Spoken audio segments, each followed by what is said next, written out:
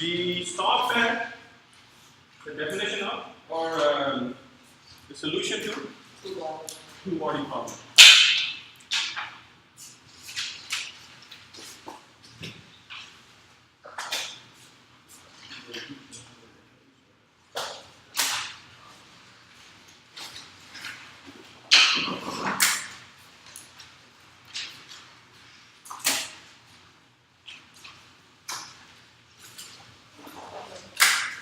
Solution to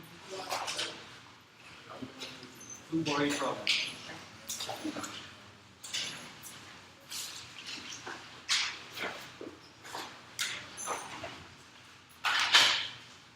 So what is the solution?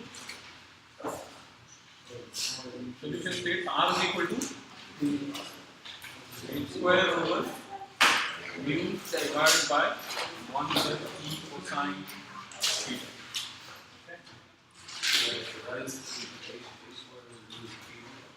Up.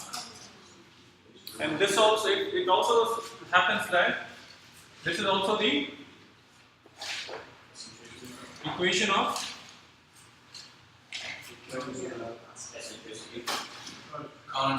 conic section. Okay. Now what we are going to do is going to look at each of these conic sections and some properties of the conic section. Okay. We'll use this figure quite often. I want you to, we've already been using this figure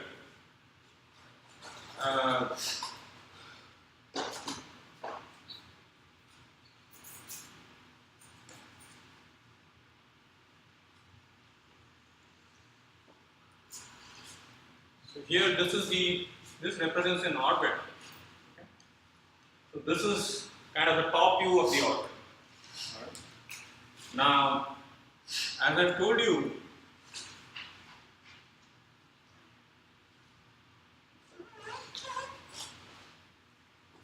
the central body is at one of the foci. Okay. So this we call F, and this is F star. Okay. So what we say is this is the occupied focus. What does it mean? The central body is here. There are always two foci. One of the foci will be occupied. There will be nothing here. Okay. So now, what is this direction? What did we say is this direction? E. Sometimes, and this point is called the periapsis or perigee or curve. Now you realize the orbiting body. Let's talk about the space station. Okay. So the space station is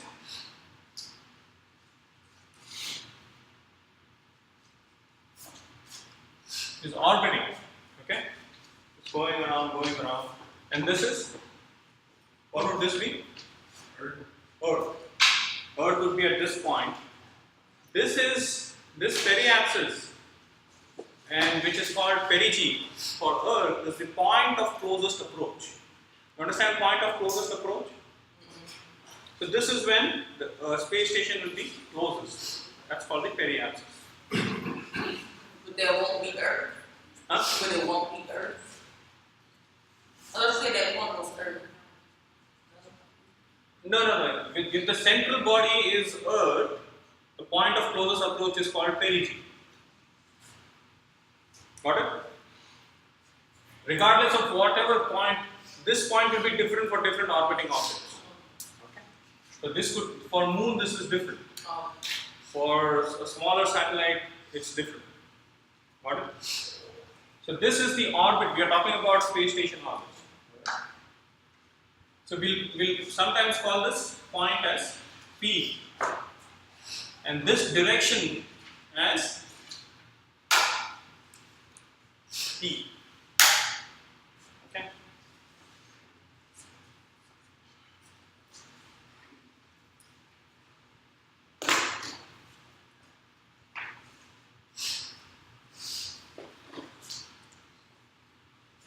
would this be then? Negative. Hmm? Negative.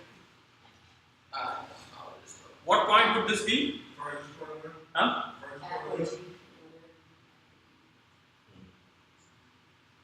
This is called, yeah, point of farthest approach.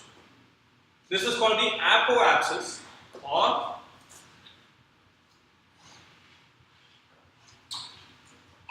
apogee. If the central body is Earth, what would it be if the central body is Sun? What would this point be if the central body is Sun? Huh? Periapsis is the general term for any two bodies.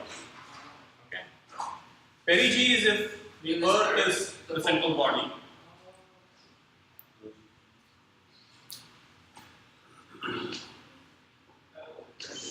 Perihelion. Helios means sun. Here, if you have to look at this helion or helios. Helios refers to sun. Okay. G here is referring to Earth. Okay. Now, what would this term be? Apohelion. Okay.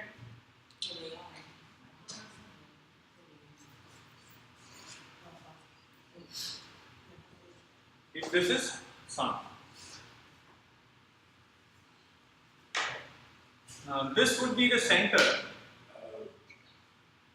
C, and we will call this distance as A. A is the, what is A? The central point to the closest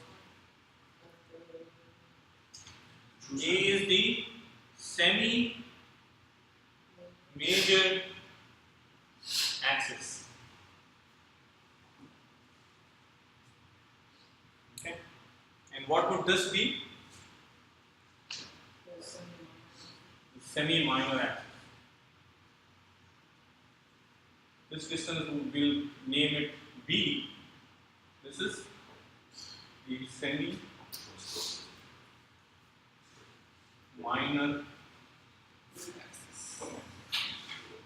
Now, as part of your exam, I want you to be able to draw this using your geometry box and name these points, different points, these parameters. These parameters are very different for very important for understanding orbital mechanics or the technical jargon. C is directly the center of that orbit. C is the center of the orbit. Yes. So what's the one on the top of it? F star. Oh, that's F star. Yeah, F is occupied focus, F star is unoccupied focus. So can F star ever change to F? Yes. Okay. So F can either be here or here. It doesn't matter. So what happens is, now if you're looking at this, what direction is Earth rotating?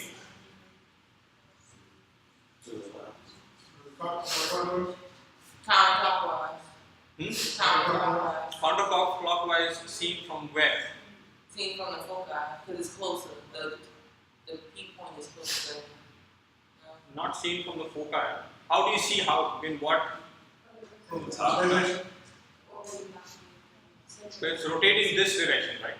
Yeah.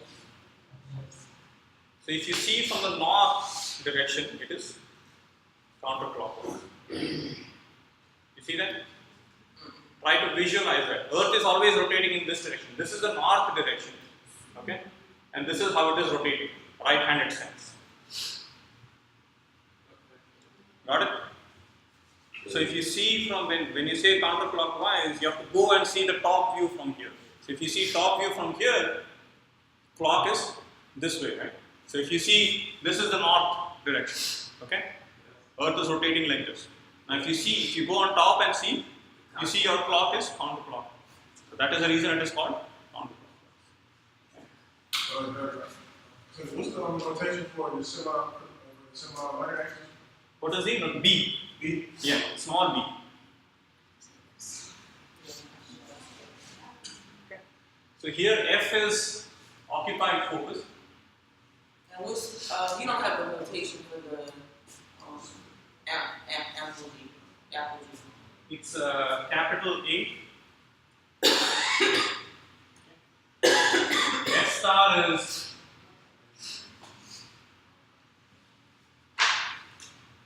unoccupied focus.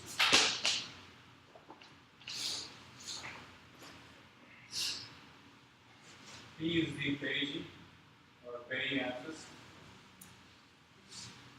A is apoaxis.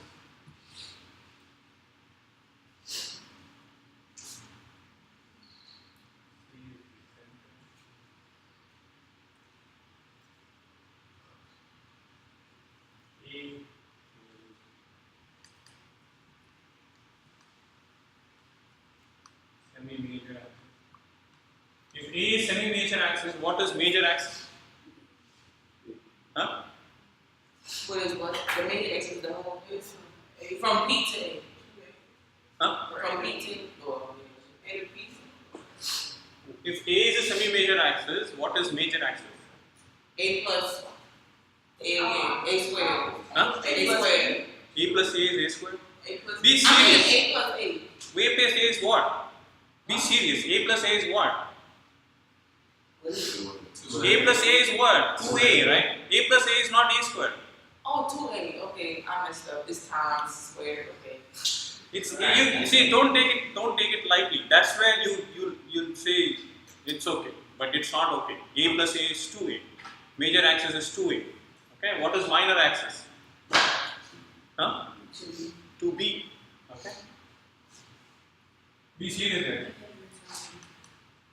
Semi-minor axis. Okay. Now, what is R here? Can you identify R? The vector R, equal from what point to what point? You see, I have shown you where the orbiting body is. So how would you? Yes, Siri? From F. Huh? From F. To this point, right? Right. Because the orbiting body is here. Okay, and this R is constantly changing. What? Now, what is theta? The Angle between R and the E direction and the. direction So this is the theta angle. Okay. That direction is also important. It goes from E to R, wherever R is. Okay. This theta is called true anomaly. Now, if I ask you what is true anomaly at perigee, what will you say? 0. Yes. What is true anomaly at apogee? 180. Everybody with me? Everybody understands what he's saying?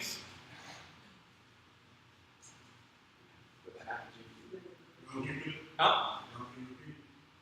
What is the true anomaly? So everybody understands theta. What is theta? True anomaly? It's the angle between. the occupied focus and the orbit. Angle is between what? Any angle is between? R and No, any angle. How do you define an angle? How do you define an angle? Any angle is between two vectors or two lines.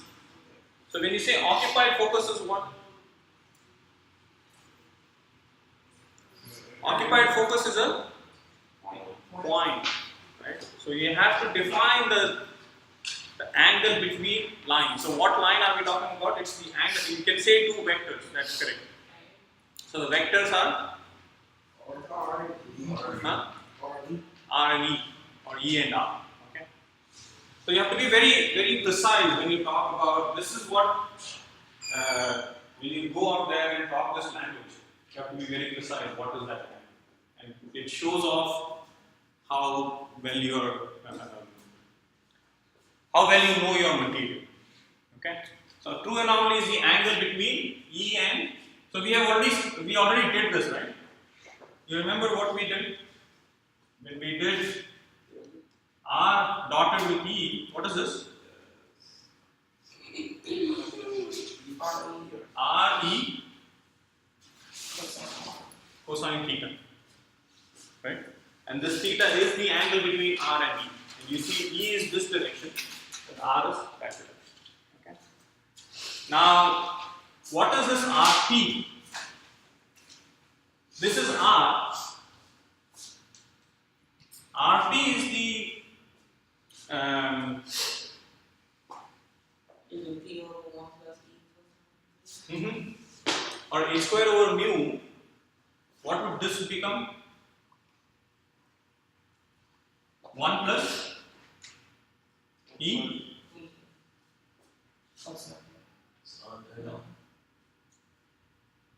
Oh, cosine of 0 is 0. Cosine 0 is 0. 1. So it's 1. So it's just 1. 1 plus. Got it? So cosine of 0 is 1. Right? And what is RA? Similarly, That's what we cosine. a square over mu divided by 1 minus mu, right? Negative. Because cosine of 180 is Negative. negative 1. Now, what is RA plus RP equal to? What should it be equal to? Consider. It should be. You understand what RA is Yeah, or RP is? the distance between Yes. E and R. Huh? Reference to P, right? What is RP, RA or RP? Equal to What is RP? How, if I ask you to, What is the position from R to R? R equals RT equals E. this is RP. You see it? And this is? 2 equals 2. Yes, correct me. Alright. That's it. I'm sorry, can you hear me? You cannot see it? No. I'll just use this thing. This is RP.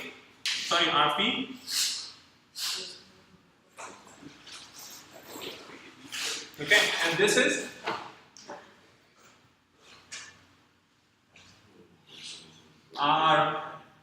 RE. Okay, now RA plus RP is 2E. Okay.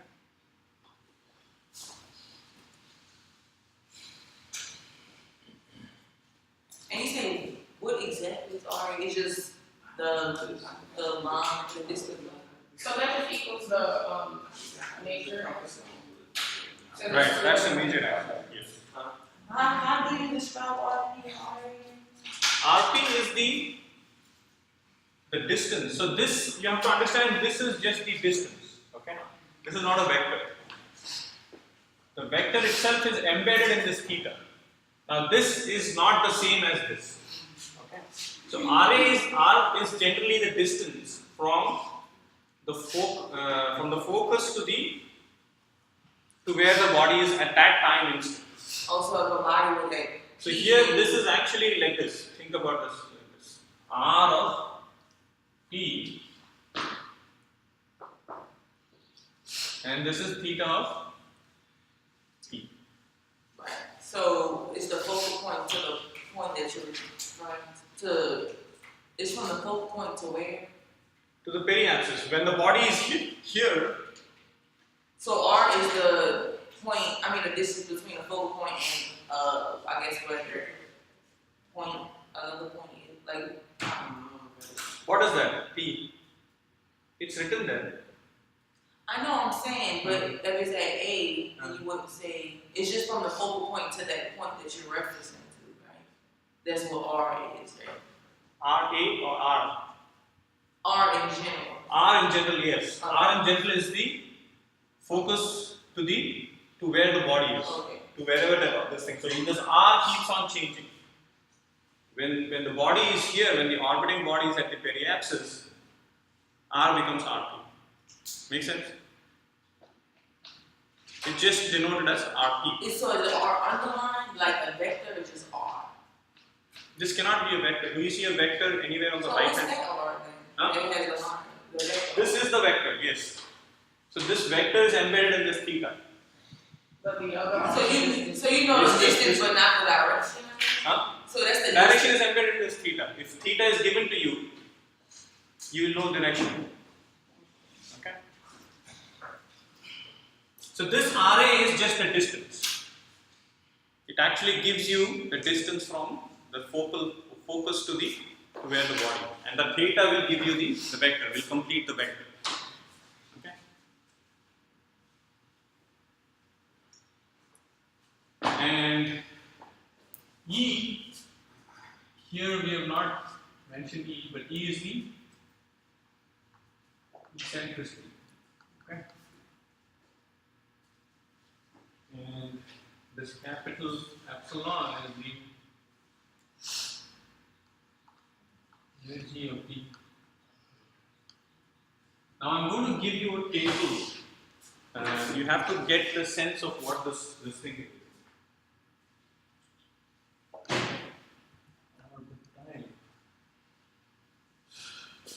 Eccentricity.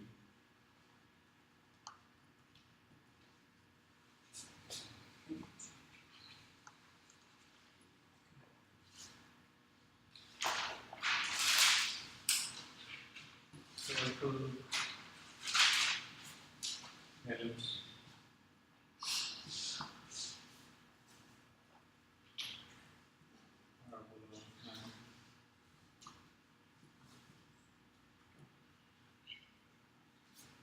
What is the eccentricity for circle? What did we say? E is equal to 0. For ellipse, it is Between 0. it is less than 1 and greater than 0. Okay? And for parabola, it is equal equal to 1 and hyperbola, it is to greater than 1. Okay? The energy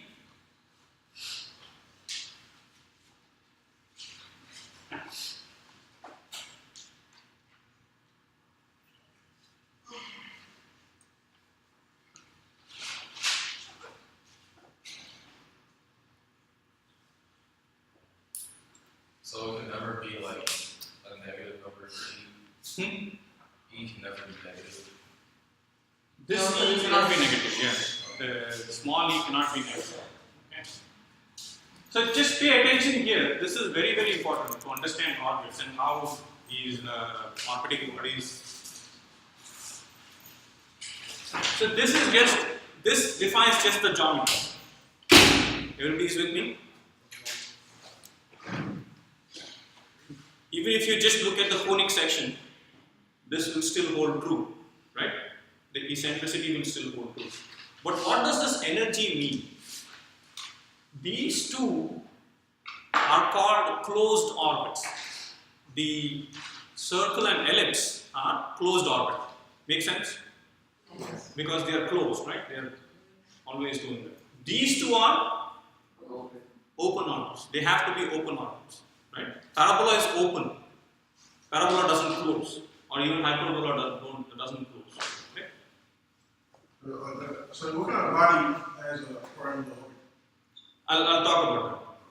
So what is happening here is, you've heard about this escape velocity term, right? In a circular orbit and in an elliptical orbit, there is, when the launch happens, it doesn't have enough energy to escape, to go out of the gravitational pull of Earth or any central body for that matter. If you launch something from Moon, it's the same thing.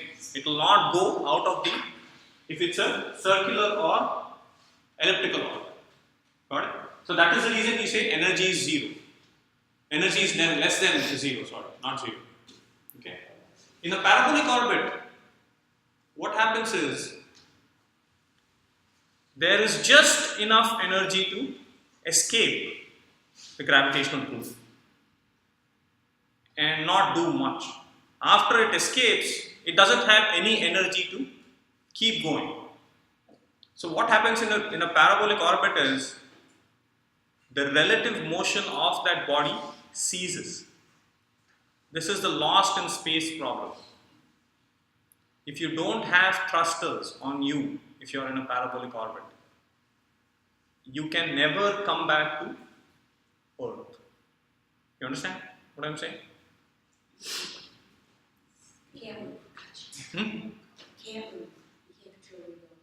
You will be orbiting, but your relative motion is stopped. Okay, it's like you're chasing somebody, right?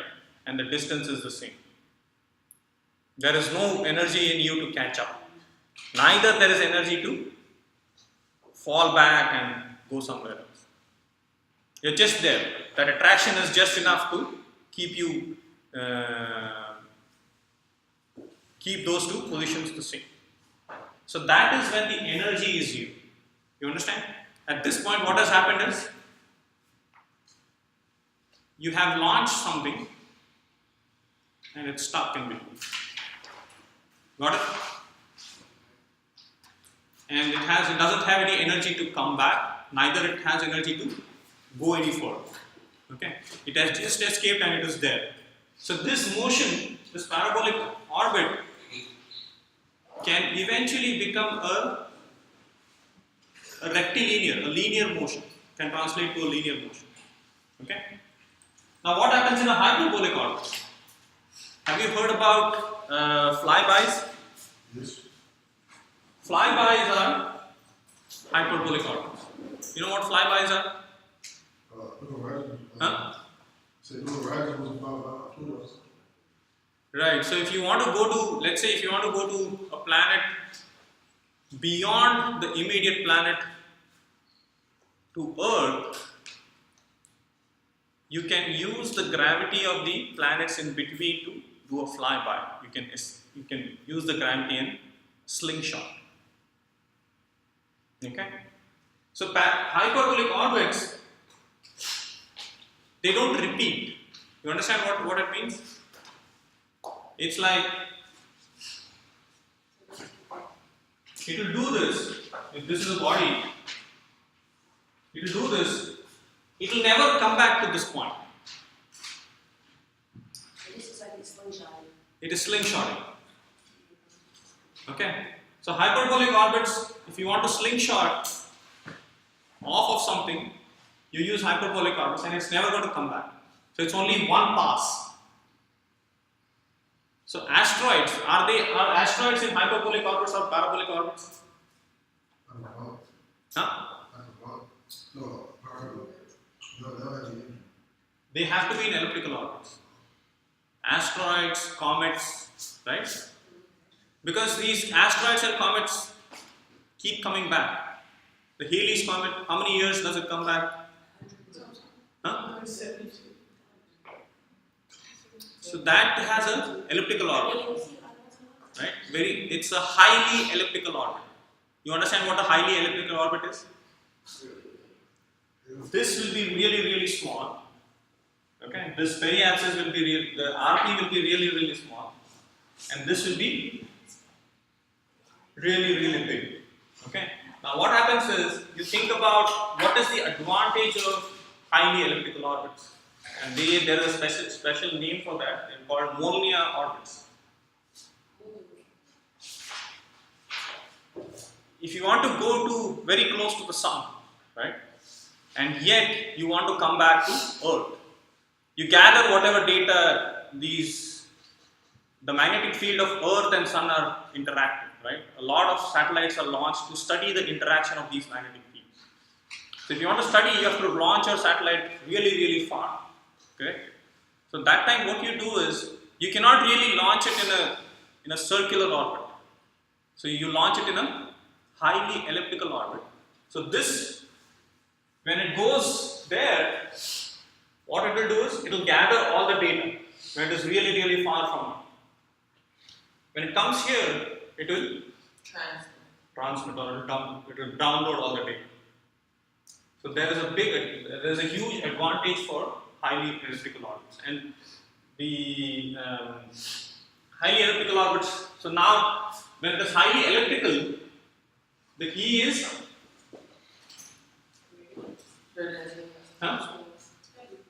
very close to 1. You understand?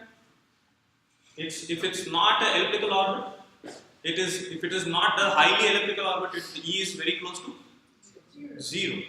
If it is very elliptical, this. So this ratio, the semi-major axis to semi-minor axis, is very high. Okay. So you understand the different purposes of these parabolic. So to answer your question, we don't really launch something in a parabolic orbit because it's more of it's an accident, you know. If you meet with an accident, you'll be in a parabolic orbit. Got it? Yes. Other question is, so RP and RA, how does it relate to the ellipse? And RP is equal to that. So elliptical orbit RP is really small. And that's a highly RP small. What kind of what's the size of RP? What's a highly elliptical orbit?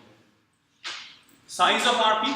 What's a highly elliptical orbit? You said RP. So highly elliptical orbit, it could be. So what we say is, if we are out, how do you define space? Outer space is 160 kilometers outside of Earth, this thing, right? So this RP is the distance from the center of Earth to that point, correct? Now if you, let's say you are so this could be something like, RP could be 200 plus, I think 4,379 kilometers. So this is the radius of Earth, okay? So this could be RP, and now you can have RA equal to, let's say, 20,000 plus 437. You get it? So this would be a highly elliptical orbit. You can go even close to the moon with something like this. Alright? If you want to study moon, without really going, if you go to the moon, if you go into the orbit of moon, that is one way of doing it. Or if you want to close enough, you can go into highly elliptical. Got it? Any questions? Any questions? Karen? You're following the material? So what we'll do is we'll cover the material up to this point. Is that okay? For exam, for the test. Okay? Can you put something like on Blackboard? Yes, I'll do that. It's for this weekend, so we can study. This weekend, yes. I'll try to do it. And we'll have a review session on Monday. It's 12. well, that's what's called a wire. 12. That's it.